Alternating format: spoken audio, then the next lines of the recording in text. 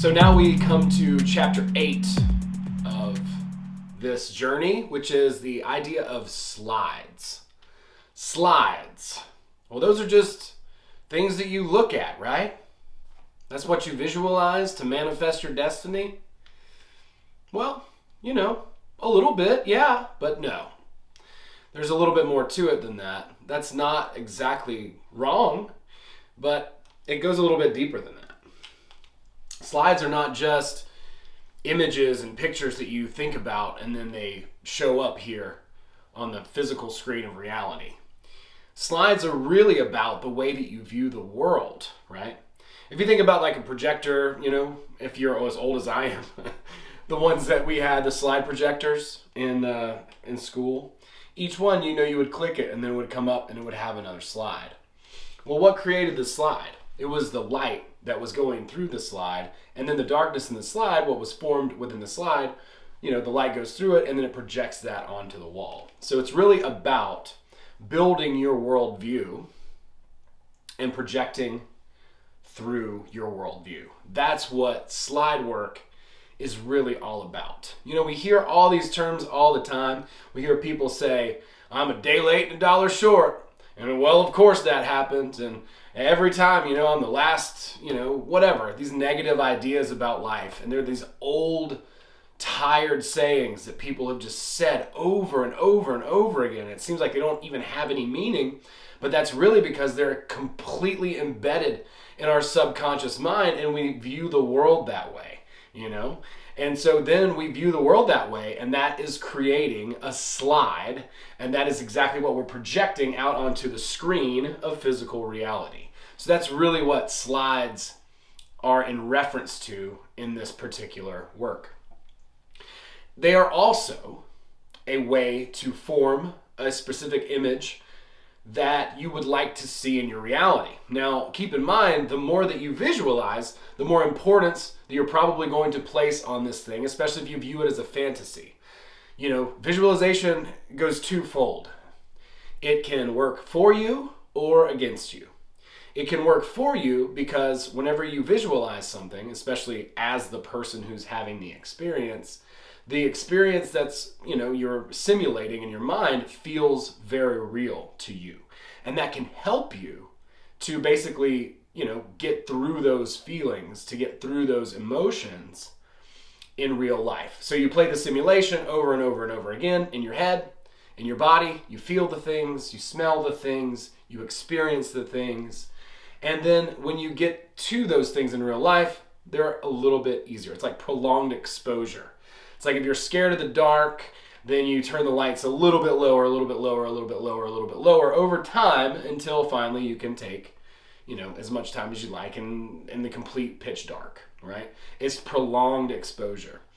On the other hand, anytime you visualize something, you usually drum up a bunch of desire in yourself, which is going to absolutely create excess potential, which is going to cause balanced forces to work against you, and there will be exactly as much resistance to getting to that goal as you have had fantasizing about it. Oh boy, we know how true this is. So importance is at the root of all slides. Slides have to do with how you view yourself, how you view others, and how you view reality. So what are the subconscious beliefs that we take for granted? Now, slides are basically what Robert Anton Wilson called reality tunnels. That's what Robert Anton Wilson would call this. He would adjust his reality tunnel to basically be a different BS or belief system based on whatever it was that he wanted to implement. So if he wanted to be a vegetarian, he would change his belief system and he would walk by the butcher's shop and he would feel grieving in his heart. And then he would change his belief system to someone who might be a carnivore, for instance. And then that feeling would go away at that point as he shifted his belief systems or his slides, his projections about the world. As he changed those, he would see the reflection change as well within himself as well as within the reality that he was experiencing, right? Now, this does not mean that your reality is completely subjective and you create it. You do have a subjective reality, but there's also an overarching reality that's shared, that we're all a part of. Because if you were just, creating your own reality, and that was it, we would not be in this predicament that we're currently facing right now, okay? So I want to be very, very clear about that. So while this is very important, and it's important to take stock of what you believe and how you view yourself, because you do deserve the best. That's a lot of the things that have happened to us, and a lot of the reasons we can't do the things that we want to do in our life is because of embedded belief systems, memes, bugs, from growing up, from developing as children, being told certain things by our family members, by our teachers, by our bosses, by all these people in our lives that we internalize, and then we act out, even subconsciously. Dr. Maxwell Maltz talks a lot about this. I did some videos on him, or at least one, and he's so good about this, like about your self-worth and visualization for self-worth. He wrote a book called Psycho-Cybernetics. I highly, highly recommend reading the book. He is such a dear person and just someone who really understands this, because he came from the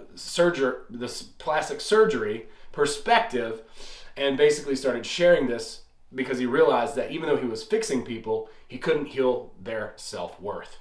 So that caused him to think, what is going on? Ultimately, to get down to the root of it, it's really a thing that's an embedded, subconscious belief about ourselves, right?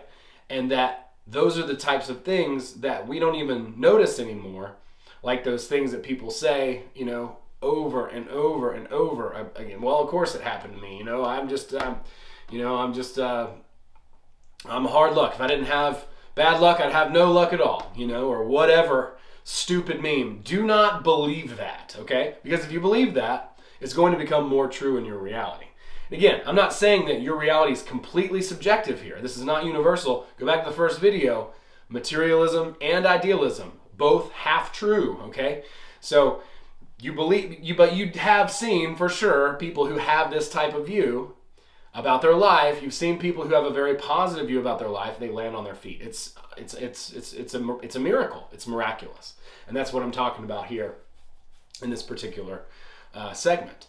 So I hope that makes some sense. What you want to do, you want to visualize and you want to feel comfortable in the situation that you're trying to bring to you, okay? You want to feel like you belong. Some of the things that he talks about in this chapter are, you deserve the best, go to expensive shops, try on clothes, visualize surreal things. Like, for instance, if you were trying to write a movie, visualize yourself driving by the movie theater and seeing it on the marquee, the name of your movie. Hear the preview on the radio for your movie, the theatrical trailer.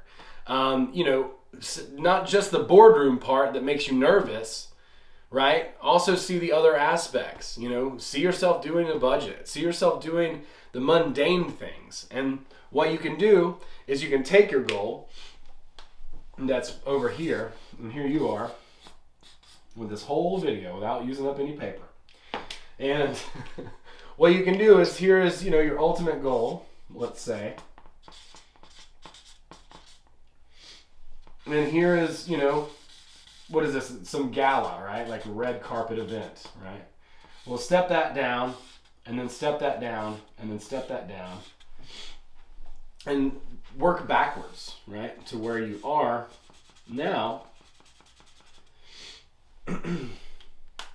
And then you'll have some bite-sized pieces that you can use to get to that main goal. You can visualize each one of these steps in the chain, the causal linkage chain that he talks about, and then that will help you to stay comfortable and confident along the whole process. The one thing not to get caught up in is how. It doesn't matter. Don't worry about that. Just do the things you know you need to do. Maybe take stock. I recommend writing down, what do you believe about yourself? How do you view yourself? If there's something that you can't change, there's literally 0 point in trying to change that. If it's something that you can't change, you need to accept it, and you can actually use it as a strength. So that's about it for the slides segment here. Thank you guys so very much for watching this video. Please check me out on the other platforms. Big thanks to my folks at Content Safe who are keeping my material going. Whether anybody cares to see it or not, I don't care. It's going to be out there. So there that is. Please check out my website, bootsy.greenwood.com. Hop on that email list. I will not pester you. I will let you know about cool stuff. I will give you things. If you hop onto that email list, there's a free audiobook to start, and there's more where that came from. So thank you so much for watching this video, and I hope I see you in the next one. Burgers.